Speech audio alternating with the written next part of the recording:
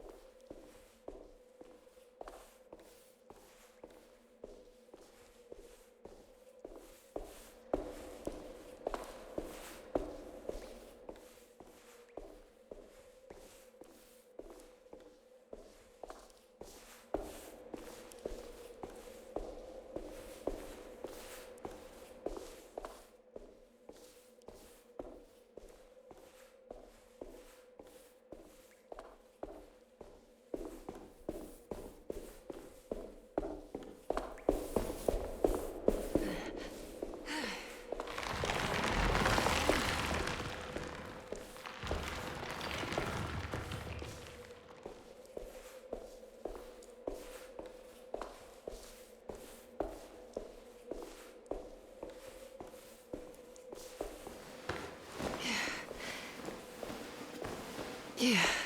What's this?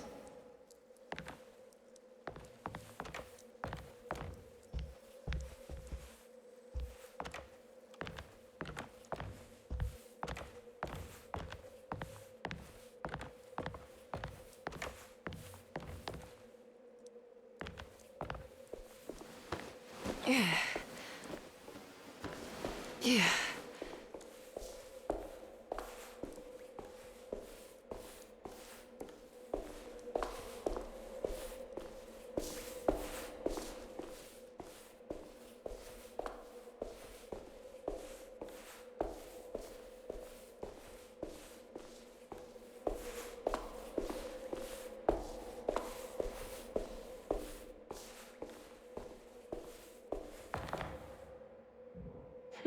There's something missing.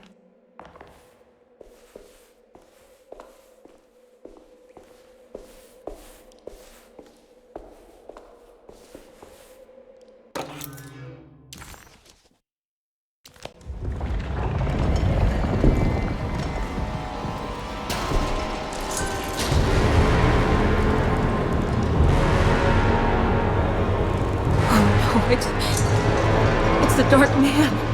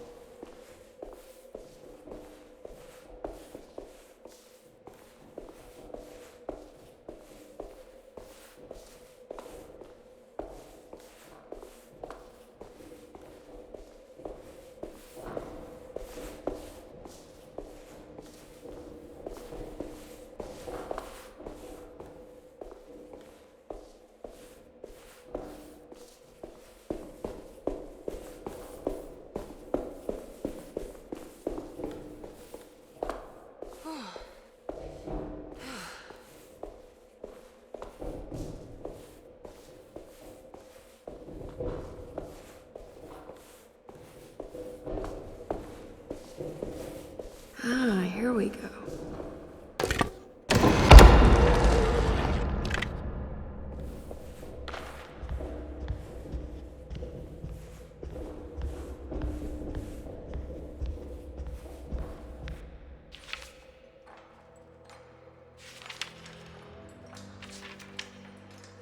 It was in the hot autumn that I went through the night with the restless crowds. He was a kind of itinerant showman who held forth in public halls and aroused widespread fear. The New Orleans address of the event is lost, but I remember distinctly the Prext Shipping Company pressing their contribution. Emily!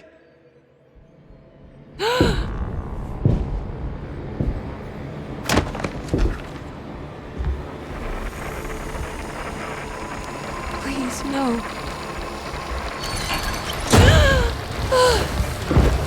I hope you found what you were looking for, Emily. I fear there is no going back. He's in my head, Juan. His breath replacing mine. You should not have come, Emily.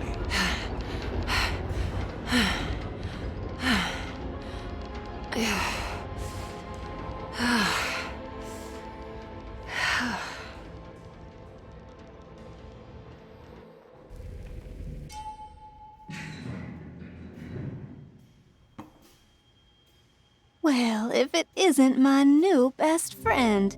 Come, join me for some giggle water. Ruth? Oh, Miss Hartwood, don't tell me you've been out swinging without me. Ruth, what is this place? Where are we? Have you never been to the Maccabean before? Goodness me. Tell me, Miss Hartwood, have you ever considered going out for an evening? Are we in New Orleans? Oh, who can tell anymore? I just went inside the grand parlor and suddenly here I am. The Grand Parlor? Can I get back to Derceto from here? Are you sure you want to? We could stay here and drink the night away. How about a gin fizz?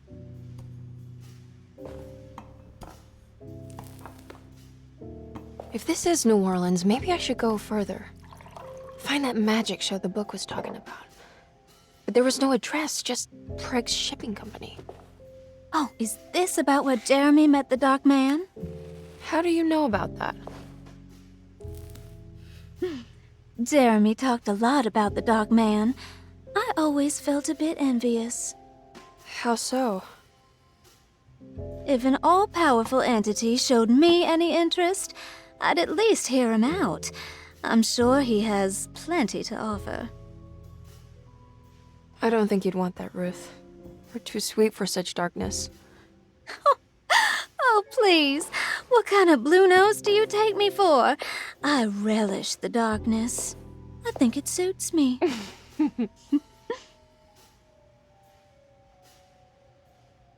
You don't happen to know how to find the Prext Shipping Company, do you? Of course. Their office is just over there. Whoa, what happened? You just got lucky. A bientôt, Mademoiselle Emily. Hey, do you know where my uncle is?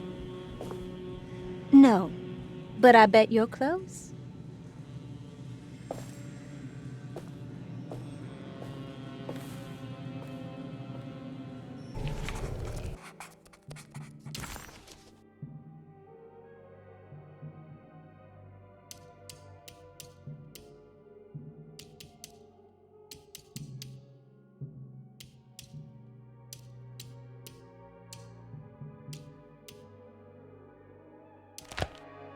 It was in the hot autumn that I went through the night with the restless crowds to witness the enigmatic Black Pharaoh.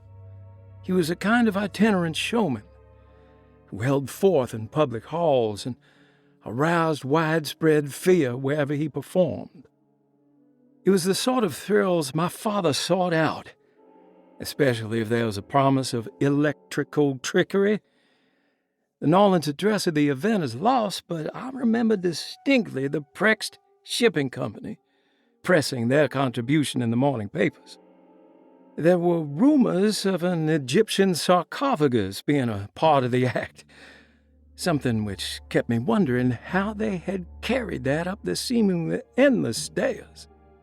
The details of the showman's performance have almost been entirely replaced by dread, the kind that numbs and hides the terror of something unbearable. What is certain is that ever since that night, I can't remember a single day passing without seeing or sensing the presence of a dark man. Preg's Shipping Company. According to the book in the Great Library, they assisted a showman performing somewhere in New Orleans. It's somehow connected to Jeremy's introduction to the Dark Man. I'm sure I can find the address inside. Why couldn't Ruth come with her and help her out, Emily thought. She really didn't want to be alone anymore. At least Emily was back in New Orleans again, in front of the warehouse of the Preg's Shipping Company. According to the book in the library, she should find the address to where Jeremy first met the Dark Man inside.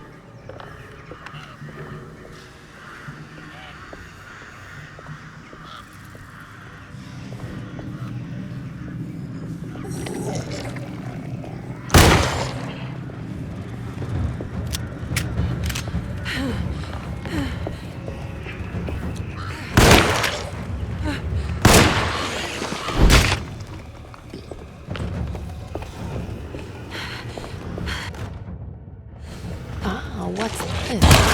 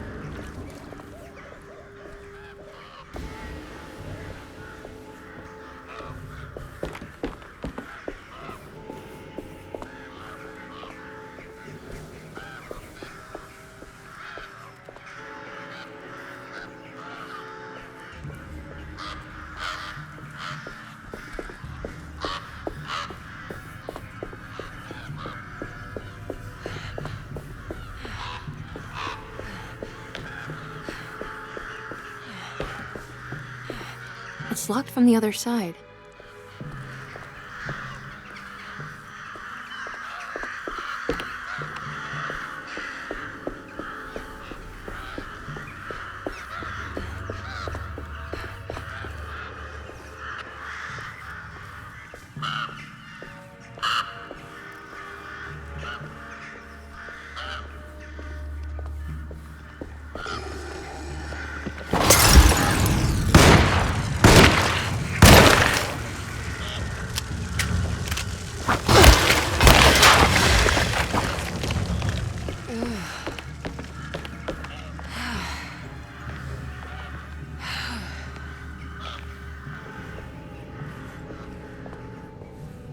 Maybe I can move all that junk out of the way with the crane.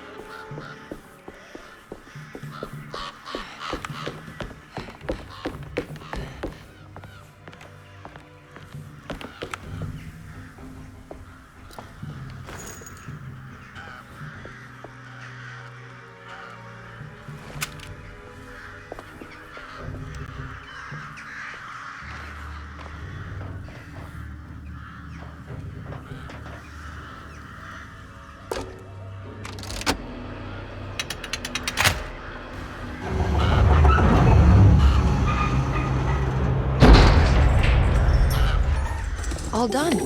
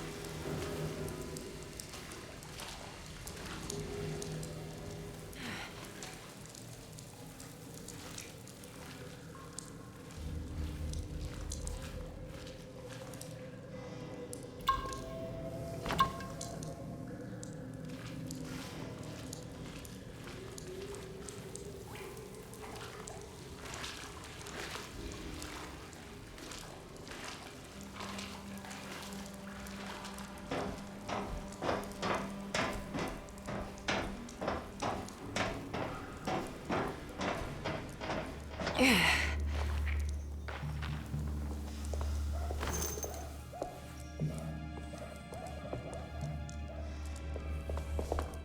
right. I made it inside the warehouse. Now let's find that address.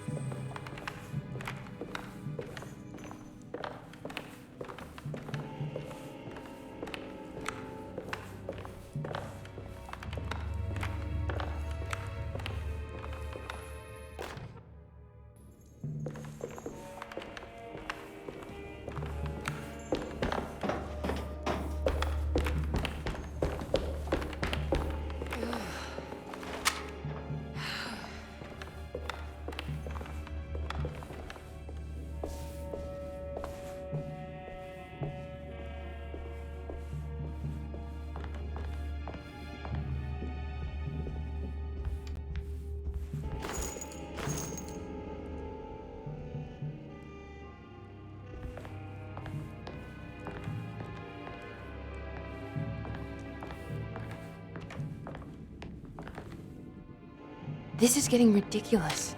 I mean, I'm not complaining.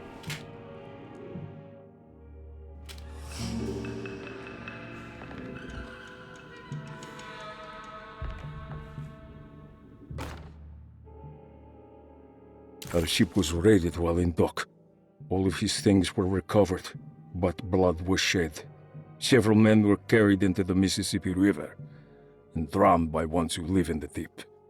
All items have now been signed and delivered. Now best keep the papers safe. What is left? Later is right. And hell is back again.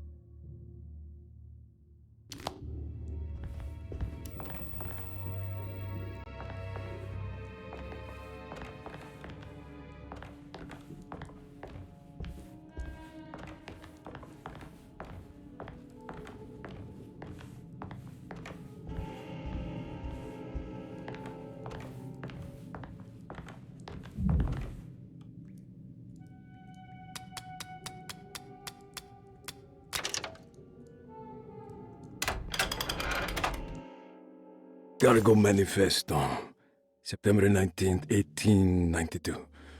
Breck Shipping Company delivered 4 steamer trunks, 1 Egyptian sarcophagus, and a large wooden crate belonging to the showman called the Black Pharaoh, performing at 18th Street.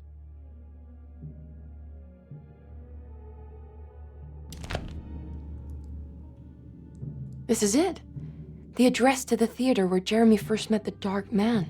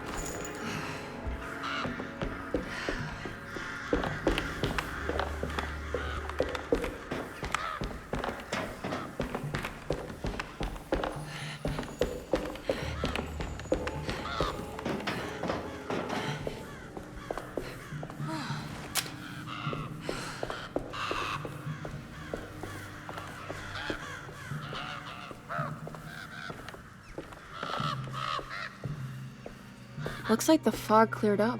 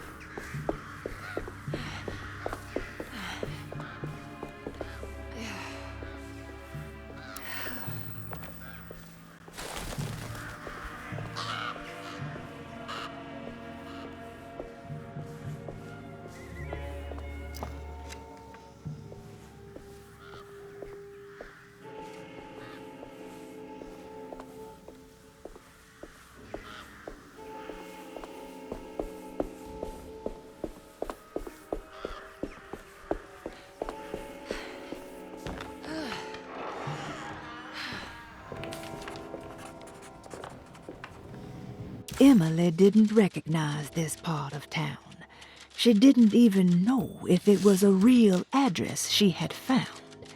Did Gallatin Street exist, or was it something Jeremy had made up?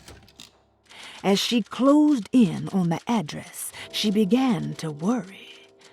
Would she meet Jeremy there, or was she running into the arms of the Dark Man himself?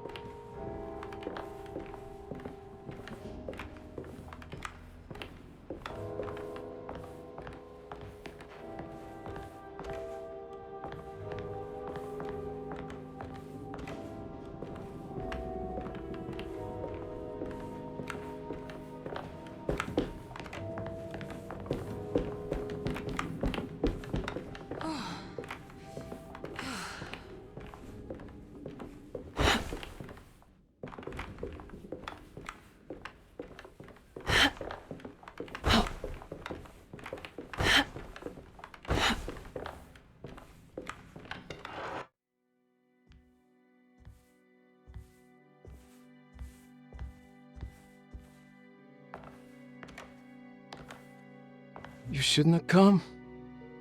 Don't say that. You needed my help. All I wanted was to keep people away from Deseto. Especially you, Emily. You're the only one in the family who forgave me for choosing old age over death. Father still cares for you? He is paying for your treatment at Derceto. To get rid of me! That's the only reason anyone's at Deseto. Someone in the family thought you were becoming an embarrassment. Help me get you out of this mess, Jeremy. I want to take you away. Your father would send me right back. What if I take you up north, to Kingsport? I know Mother still has family up there. I've been thinking about going for a while now.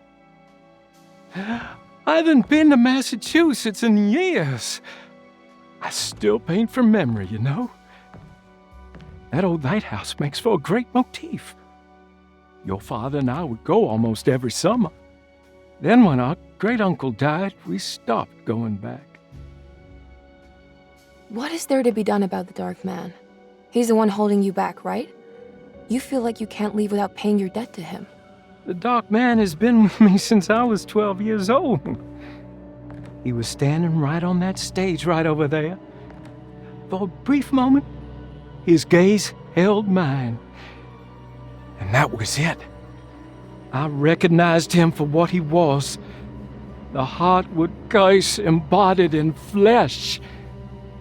I thought it was my turn, but I was only there to be mocked. Instead, his attention moved on to my father sitting next to me. I turned to him and saw his face. The whitest shade of pale I've ever seen. He bit off his tongue that night and suffocated. What can be done, Jeremy? Please. There's a way. 2 ways to be exact. One worse than the other. A written contract, now buried inside his sunken temple. Don't you remember what it said? I don't want to. Try, Jeremy. What did the contract say? No, we can't. We can't let New Orleans suffer that blight. I have to make this sacrifice. What are you talking about? Is this the thing from the bayou? Juan said something. Ah!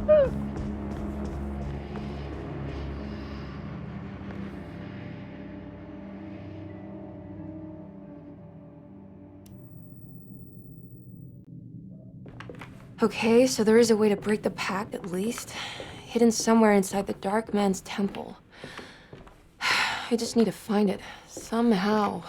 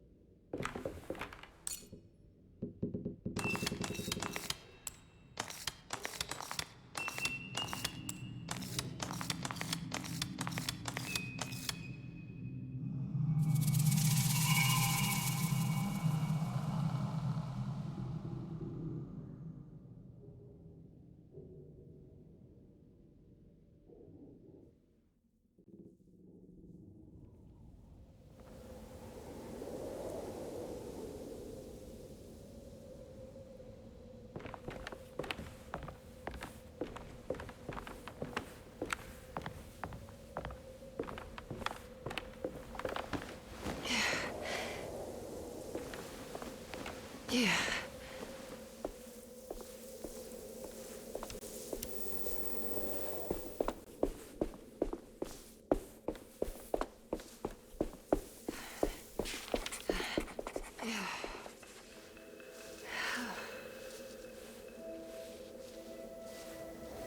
Oh.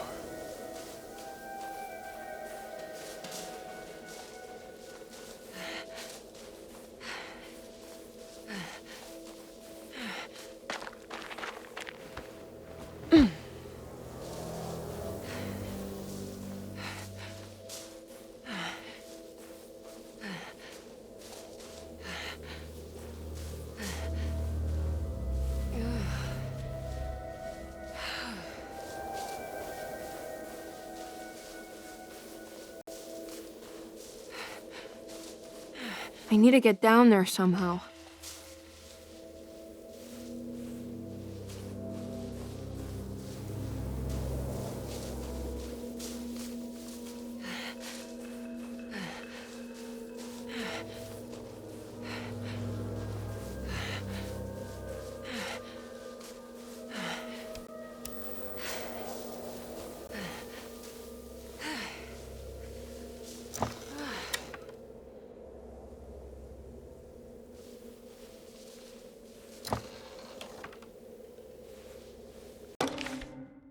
The temple of Nephron-Ka lies under our camp. Despite all efforts, that unholy site did not collapse, but sink beneath the sand. The pharaoh is long dead, his name meticulously stricken from all ancient writing. But that stage meant for blood and terror remains. The temple is said to be lightless, built to harbor all the haunters of the dark found in the very depths of our universe. Calling on the gods meant creating a bridge between our world and theirs. The terrible Aldebaran of Taurus, the Black Sun, was seen as the most important star in the night sky, because, according to the Kitab al-Azif, it was said to be the home of that crawling chaos known as Nyarlathotep. Through ancient mechanisms, it was said that the priests could open shafts channeling the light emitted by that strange stone called the Shining Trapezohedron. Several streams pooled together above the statue of that dark man would then be sent through space towards the Black Sun, a message to the gods. The gifts bestowed on the sender are completely undocumented, but often assumed to involve dark blood pacts, where souls are traded for malicious miracles.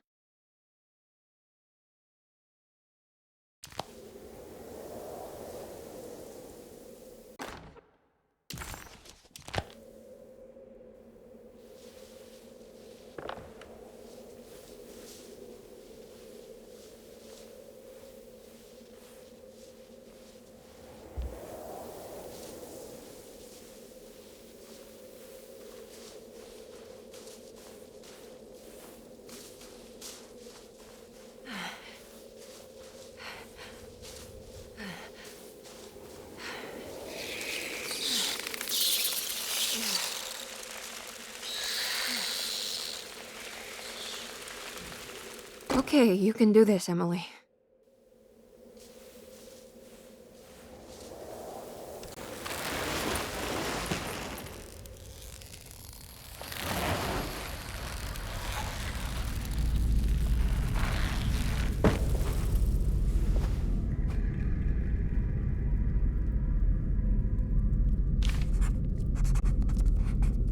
Emily felt a wave of despair as she recognized the temple she had entered.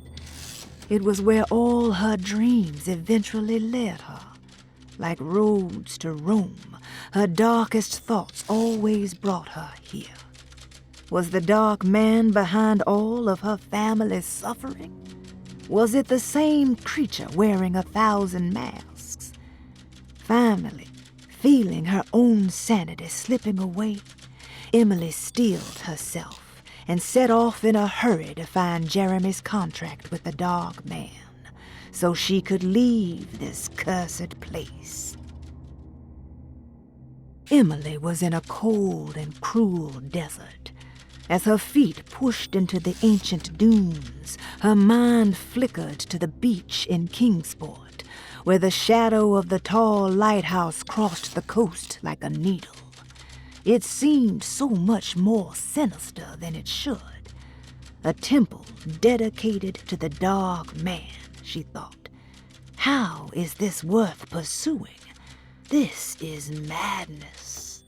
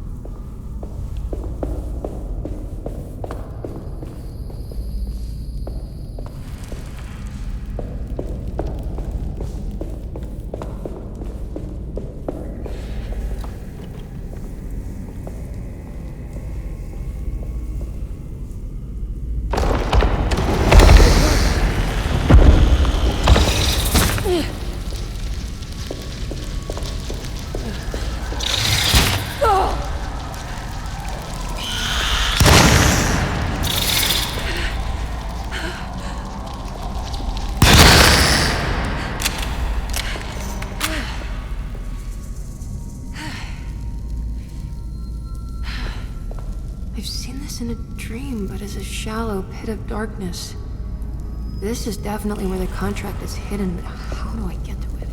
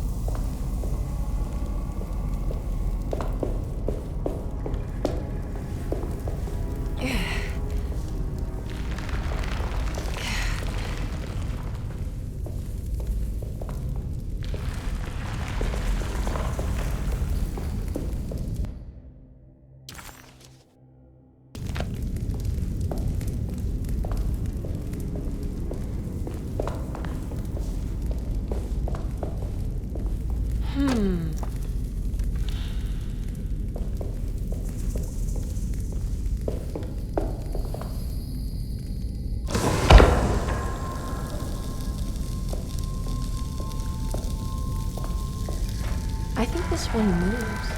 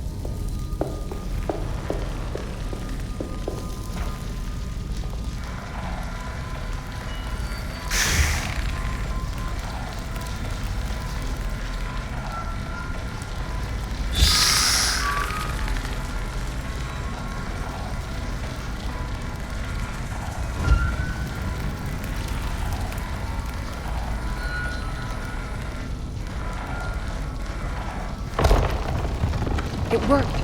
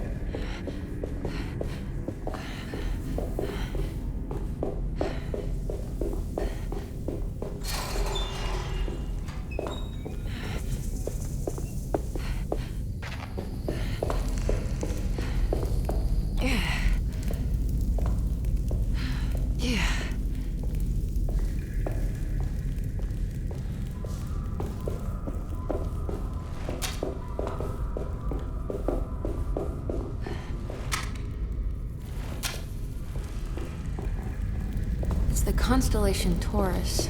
The big star is Aldebaran. Something to do with the Dark Man.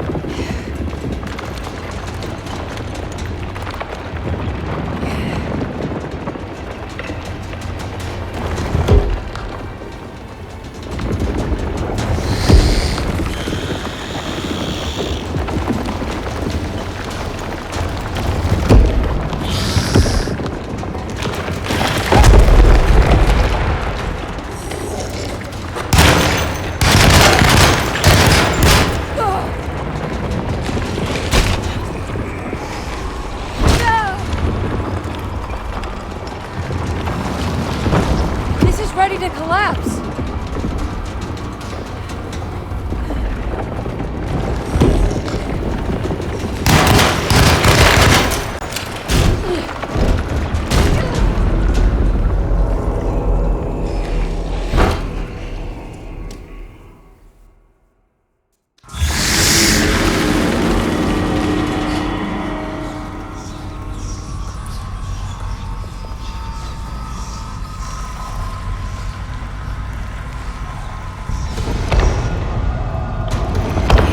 Better get down there.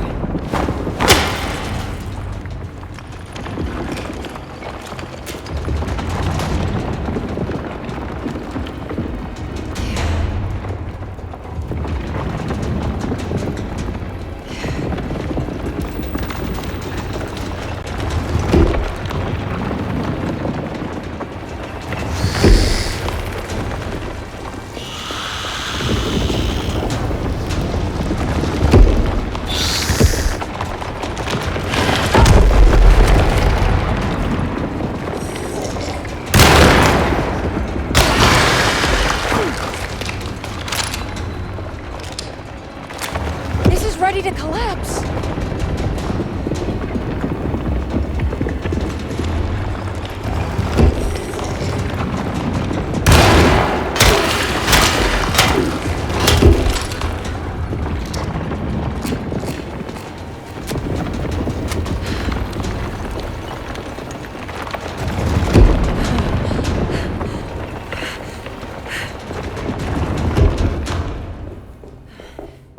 What's happening?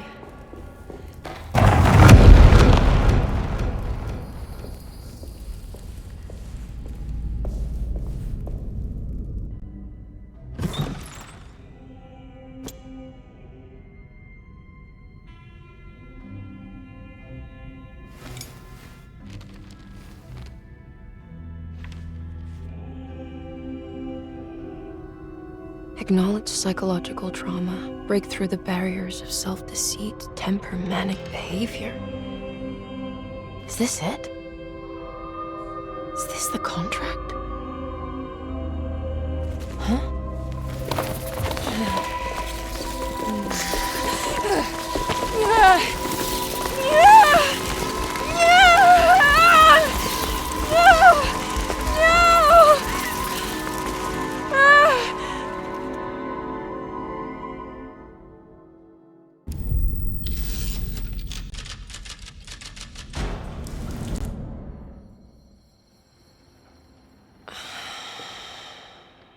Oh, Jeremy. How much pain and suffering you could have prevented. Emily? What are you doing? Detective, how is your investigation going? Well, I still have no clue where Jeremy is, but I think I know why he's hiding. This place is full of lunatics planning to perform some kind of ritual tonight. Well, that sounds ridiculous. Or rather would have just a day ago. It gets worse. I have reason to believe they killed anyone who didn't want to go along with the plan. Detective, have you encountered any monsters tonight? I just told you, I think they killed people. Beauregard, the author, Perosi, the singer, Mr. Waits, the clerk, Mr. Chance, the gardener, they're all missing. No, I mean, have you fired your gun tonight? Of course not. They wouldn't just kill outsiders like that. It would bring too much attention. But you should keep your eyes open. So you haven't seen anything strange? Been anywhere else? What are you trying to tell me, Emily? Are you in some kind of danger?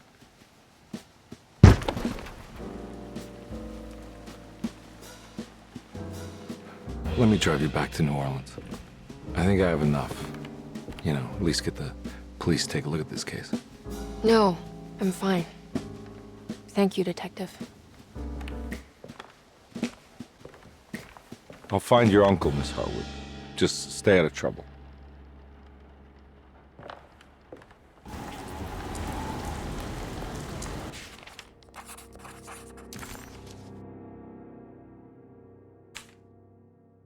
He must first acknowledge psychological trauma in order to proceed.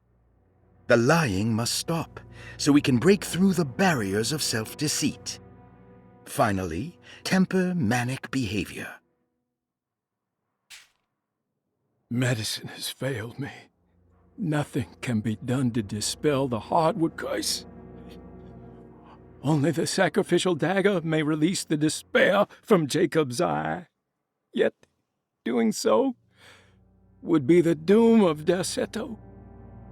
Let this curse of mine be a weapon for once. I accept your demands, oh, crawling chaos. Build your prison around this godforsaken hospital. When evil has been starved, I will stay buried forever.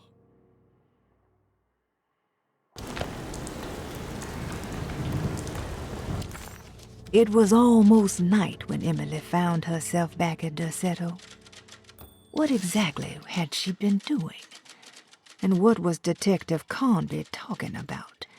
Did any of her findings make any sense? All she knew was that she wanted to figure out what the 3 steps to the contract entailed, and how this was connected to Dr. Gray.